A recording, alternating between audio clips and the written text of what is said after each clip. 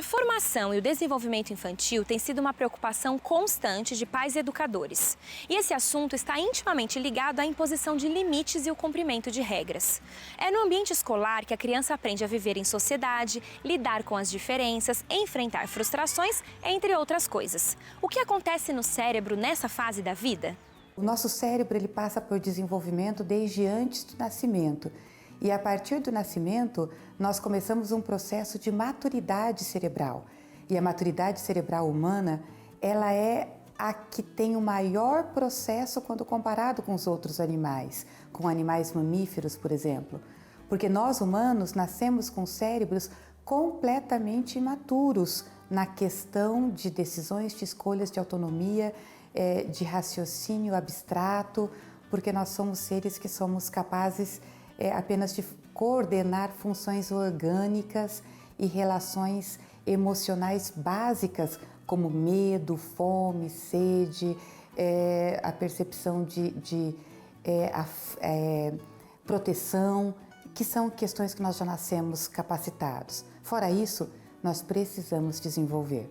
E quando nós vamos desenvolvendo as diferentes funções do cérebro, nós temos áreas cerebrais que são distribuídas, são desenvolvidas em momentos diferentes, como por exemplo, as áreas da linguagem, as áreas da audição, as áreas da fala, dos movimentos motores finos, do equilíbrio, que vão sendo desenvolvidos ao longo da vida em momentos diferentes. E dentre essas áreas todas está também a área do controle das emoções. Toda essa região frontal da nossa cabeça, a região da testa, imagine que se eu colocasse a mão aqui na testa, na fronte, está uma região muito nobre do nosso cérebro, chamada de área pré-frontal. Esta área, ela coordena as demais. Mais importante que isso, ela é a responsável por tudo que nos torna efetivamente humanos, tudo que nos diferencia dos demais animais que também têm cérebro, como por exemplo, a abstração, a capacidade de raciocínio abstrato matemático, cálculos, compreender química, física, teorias. É ali que está a capacidade de controle da vontade, de planejamento futuro, de controle das emoções e inclusive de empatia, ética, espiritualidade, moralidade. Todas essas funções estão na área pré-frontal. Essa área pré-frontal estará pronta lá pelo final da adolescência, entre 23 e 25 anos de idade, mas ela está constantemente em desenvolvimento. A lei brasileira regulamenta, através do Estatuto da Criança e do Adolescente, os direitos dos mesmos inspirados pelas diretrizes fornecidas na Constituição Federal de 1988. O ECA, como é conhecido esse documento, garante que todas as crianças e adolescentes, independentemente da cor, etnia ou classe social, sejam tratados como pessoas que precisam de atenção, proteção e cuidados especiais para se desenvolverem e se tornarem adultos saudáveis. Como a escola tem trabalhado essa questão com seus alunos? Quando nós tratamos sobre direitos e deveres do educando, é muito fácil você descontextualizar de uma família ou tirar da sociedade. Aí você trabalha só os direitos e deveres do educando comum, assim. Esse não é o trabalho da educação adventista. A educação adventista quer desenvolver o educando num todo. Por isso trabalhamos com esses valores diferenciados. No trabalhar valores diferenciados, por exemplo, a nossa primeira semana da educação aqui no CCA Bom Retiro, nós já trabalhamos com a aplicação do código de ética deles. O código de ética é partir do micro para o macro, é trabalhar direitos e deveres do educando, inserido numa sala de aula, inserido entre os pares. Qual eu respeito o meu amigo porque eu também quero ser respeitado, eu respeito o meu professor porque ele vai me respeitar quando nós trabalharmos juntos, quando ele for me apresentar o conteúdo. Então esse fazer pedagógico faz toda a diferença. Trabalhamos com a família de que forma? Na participação deles. Na participação, no envolvimento deles com a avaliação do aluno, com toda carreira dele aqui dentro, desde a educação infantil até o ensino médio. E assim eles podem fazer essa comparação, eles podem fazer esse acompanhamento de como meu filho está indo, como ele está se desenvolvendo e como ele consegue transportar isso que ele está aprendendo no dia a dia aqui para o seu dia a dia em casa, com a família e na sociedade num todo. Eu acho que o cidadão como um todo, ele precisa saber os seus direitos e os seus deveres. E eu acho que a escola, já pelo próprio nome, ela ensina o aluno. E ele tem que saber o que ele pode e o que ele não pode fazer. Porque ele vai sair daqui, ele vai ser um cidadão. E quando ele sair daqui e for um cidadão, ele tem que saber o que é certo e o que é errado, os direitos e os deveres de cada um na vida. Eu acho que é muito importante. Deveres eu acho que é uma coisa que a gente precisa cumprir, mas não numa questão tipo de obrigação que é imposta, mas é uma coisa que vai fazer um bem pra gente como indivíduo, como cidadão, tipo daqui pro nosso futuro. E a mesma coisa do direito, você saber que você tem voz, que você pode tipo dar a sua opinião e tipo dentro dos seus limites, obviamente. É indescritível, é uma coisa que é literalmente uma prévia para a vida adulta. Para mim, direitos e deveres são algumas coisas distintas, mas que se unem no final. Então, os direitos, eles são aquilo que a gente pode fazer, que são o que a gente pode buscar para o nosso favor. Já os deveres são coisas que a gente precisa fazer para um bem maior em sociedade, em convívio, e para um bem maior como indivíduos em geral, como coletivo e não como individual. A necessidade de conhecer esses pontos é muito importante, porque eles precisam conhecer suas responsabilidades como estudantes e seus deveres. Logo, na matrícula, entregamos a eles uma norma de convivência. E aí explicamos tudo o que eles precisam saber. Academicamente, eles têm o direito de que o professor lhes explique mais de uma vez, para que ele possa ter essa aprendizagem significativa, e que é o que queremos. Também podem faltar, justificar e recuperar os pontos perdidos. Não é assim, se faltou, já perdeu o conteúdo e não vai passar no exame. Tudo pode ser recuperado. Mas também há deveres que eles precisam cumprir, como usar uniforme para ter identidade com o colégio, cumprir com o horário, ser responsáveis com as tarefas, e tudo isso vai cooperando para que eles se tornem melhores homens e mulheres para a sociedade, para o dia de amanhã, quando tiverem que cumprir seu papel de cidadão. Mas também na malha curricular do colégio e do Ministério da Educação estão os direitos e deveres de todos os alunos, que são ensinados por níveis, de acordo com a idade e a intensidade do currículo. Esses temas são abordados mais e mais. Mas o colégio também se envolve em projetos junto ao Ministério da Educação. Esse ano, por exemplo, foram dadas palestras aos alunos sobre direitos e deveres, sobre a violência e o quanto isso é prejudicial para o desenvolvimento emocional e físico de uma criança, de um aluno e também dos seres humanos como um todo.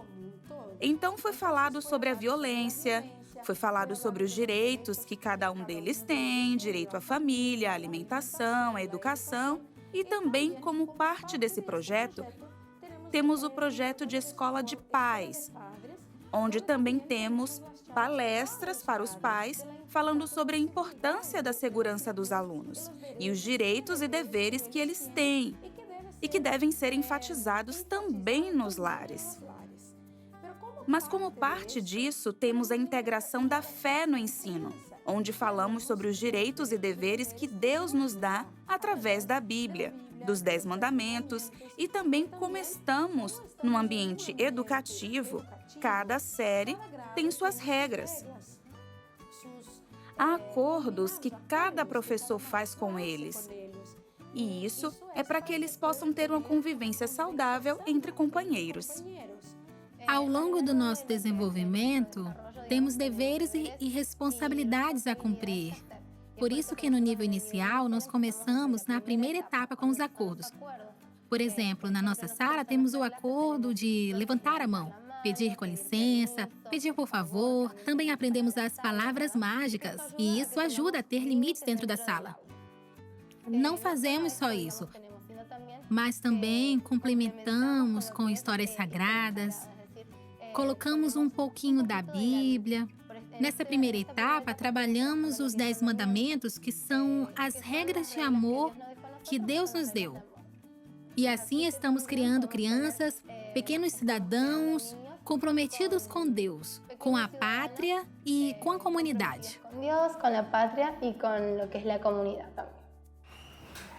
Cada uno, nosotros trabajamos en grupo y cada uno tiene su responsabilidad dentro del grupo. Así aprendemos de forma más divertida y alegre. Yo tengo la responsabilidad de ser mediadora y si alguna cosa está en problemas, yo intento resolver y si no puedo, yo le digo a la profe para que me ayude y ella me ayuda a resolver. Ezequiel me ayuda. Él dice la hora que tenemos que hacer, controlar el tiempo de nuestra mesa para que no tardemos muchísimo ni hagamos muy rápido. Y el supervisor es Antonella. Ella dice para que hagamos silencio,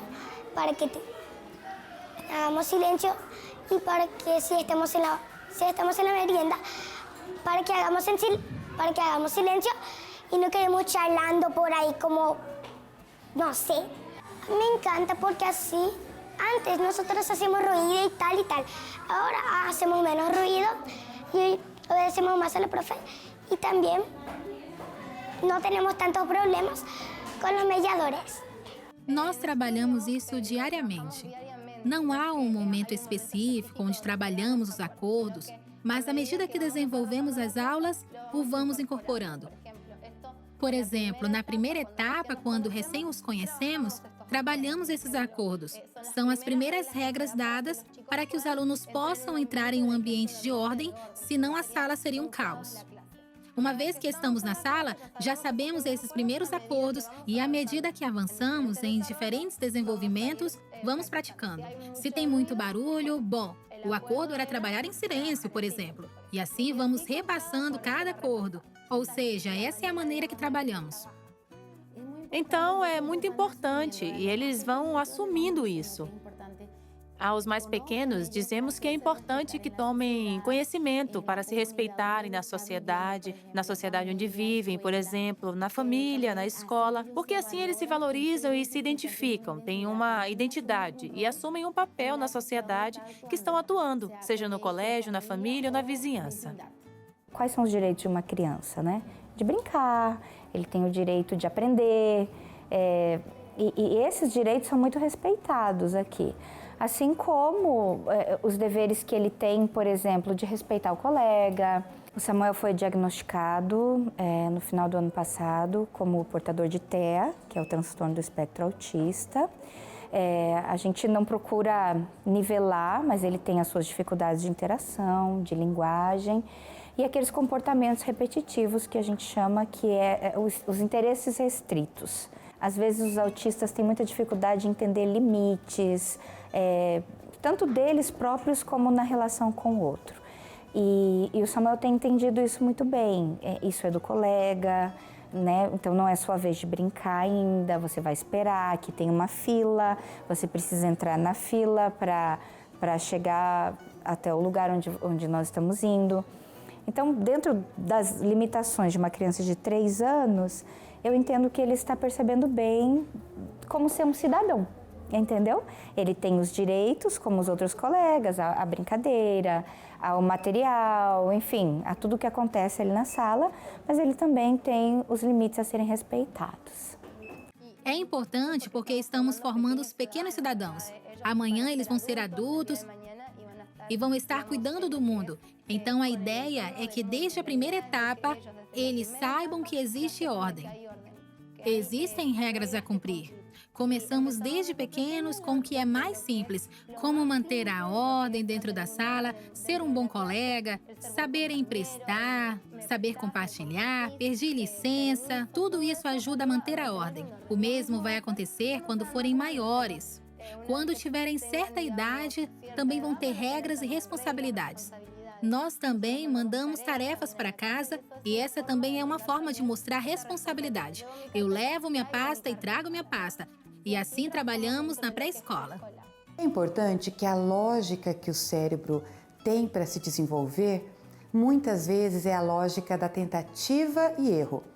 É a lógica do não. Eu vou dar um exemplo de criança pequena. Uma criança pequena está aprendendo a andar e ela começa a se equilibrar e começa a desenvolver os passos. Quando ela dá um passo muito grande, ela percebe que ela cai. Então, pelo não, ela aprendeu. O que é o não? Deu errado, ela caiu, sentiu dor, então ela percebe que o próximo passo tem que ser pequeno. Quando ela começa a subir em alguma coisa, ela começa também pelo não, ela cai, ela percebe que ela precisa de desenvolver uma outra tática, uma outra estratégia. Assim também é o desenvolvimento moral, o desenvolvimento intelectual, o planejamento e a gestão, a coordenação das nossas emoções. Quando uma criança, ela, por exemplo, quer tudo para si, porque ela quer aquele prazer imediato e ela quer ter os benefícios, os brinquedos, os agrados, e ela não recebe um não ou um limite que coloque para ela que ela precisa dividir, que ela precisa esperar, que ela precisa partilhar, que nem tudo ela pode ter, nem tudo é possível ter, ela não aprenderá esta característica da área pré-frontal. Porque nós aprendemos pelo convívio com o limite, pelo convívio com o não. Quando nós oferecemos às crianças esta noção de limite, nós oferecemos a ela o aprendizado do sim, do que pode ser. Então eu posso ter este brinquedo, eu sou capaz de esperar por aquilo, eu posso sentir prazer com o prazer do outro. E por isso que eu mencionei que quando a gente ensina limites, nós ensinamos até mesmo a felicidade. Direito à vida, direito à saúde, à liberdade, o respeito, direito à dignidade, à convivência familiar e comunitária, direito à educação, à cultura, ao brincar, ao esporte. São somente alguns dos direitos que a criança e o adolescente possuem garantidos pelo Estatuto. Devemos fazer nossa parte e nos certificar de que eles estão sendo cumpridos. Dentre muitos, dos direitos das crianças, nós destacamos aqui aqueles principais, que na verdade todos são muito importantes, mas nós destacamos aqueles com que eles têm a vivência, com que eles possam estar não só vivendo na sala de aula, não só dentro do ambiente escolar, quanto na vida lá fora também da escola. Destacamos o direito de criança ter um lar, uma família.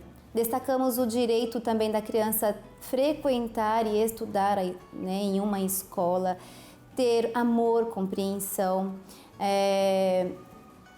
ter também direito à alimentação, e deveres com que eles precisam aplicar no seu dia a dia, que são deveres com a escola, com a tarefa de casa, deveres em tratar um ao outro bem, Então, assim, são esses principais que eles trazem e que levam também consigo, Então, esses direitos e deveres, eles colocaram bem em prática, eles aprenderam bem e demonstraram isso na sua vivência, tanto aqui quanto fora do ambiente da escola.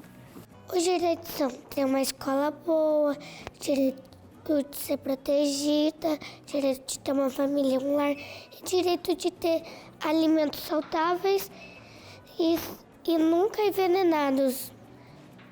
Tenho o dever de ser uma boa aluna, sempre respeitar os mais velhos. Tenho direito de, sempre que eu posso ou possível, vir para a escola e quase nunca faltar. Só quando precisa faltar. É importante que eles tenham essa oportunidade de aprender na escola também, porque é um período que eles passam, um período longo que eles passam na escola. E é ali que ele vai se deparar com conflitos, onde ele vai ter que ter uma autonomia, um autocontrole. Porque colocando em prática em casa, ele tem a família, tem os amigos, mas aqui ele tem um grupo maior, onde ele vai ter que se envolver e realmente colocar aquilo que ele está aprendendo, como suas atitudes. Então, é importante que essa seja uma parte da família, que a gente conhece que é um valor que vem de casa, vem da família, só que também é ensinado na escola, porque é um ambiente onde ele tem envolvimento com amigos, com um grupo maior, onde ele possa estar aplicando o que aprendeu. As crianças, elas ainda pela sua imaturidade, elas ainda não conseguem lidar com as correções a longo prazo. Para elas ainda precisam de relações imediatas. Então, por exemplo, se estamos fazendo corretamente, se a criança acertou, ela precisa do reconhecimento imediato. Se a criança errou, o conhecimento também, o reconhecimento, a identificação do erro é imediato. A punição é imediata e é curta. Por exemplo, ele queria o brinquedo do coleguinha, mordeu o colega para tomar o brinquedo dele. Isso está errado e ele precisa ser corrigido imediatamente, ele perde o brinquedo. Aquele que mordeu o outro fica sem o brinquedo, ele ainda é convidado a colocar-se no lugar do outro. Olha como o coleguinha está sofrendo. Você não gostaria que fizesse isso com você. Não é certo morder o outro. Então ele foi indicado a colocar-se no lugar do outro e, além disso, ele ainda fica de castigo. Perdeu o brinquedo e ficou 1 minutinho sentado, 30 segundos sentado. Algo muito curto, mas no pensamento, no cantinho da reflexão, teve que pensar sobre isso, teve que pedir desculpas. Isso é a punição. É algo muito curto e muito simples, mas é imediato. Porque não adianta nós chegarmos para essa criança pequena e falarmos: você tomou o brinquedo do outro, então você será um adulto que não será capaz de cuidar das suas próprias coisas. Ele não consegue pensar nisso. Quando a gente pensa numa criança numa idade intermediária, talvez no 2º, 3º ano do fundamental, nós temos ali uma criança de 8, 9, 10 anos, né? Nós teríamos uma criança que tem uma capacidade maior. Então, por exemplo, ela deixou de fazer a tarefa de casa. Então, ela também precisa de uma correção, de uma punição. Mas a sua pena já tem uma duração um pouquinho maior. Então, você fará a sua atividade que não foi feita em casa na hora do recreio. Isso é uma grande punição. O recreio tem 15 minutos, você ficará 5 minutos a mais fazendo a atividade, perdendo os 5 minutos do recreio. Pronto, cumpriu a pena. E tudo está perdoado e ele começa novamente. Tanto a criança pequena quanto a criança de tamanho intermediário. Infelizmente, né, porque os pais e professores gostariam que eles aprendessem na hora, isso vai se repetir muitas vezes. Né? Muitas vezes. Talvez nós vamos repetir essas atitudes dezenas de vezes até que eles compreendam e amadureçam, né, esse cérebro. Agora, jamais pode passar em branco, jamais pode ser deixado de lado, né, e não dado a essa correção no momento que precisa ser dado.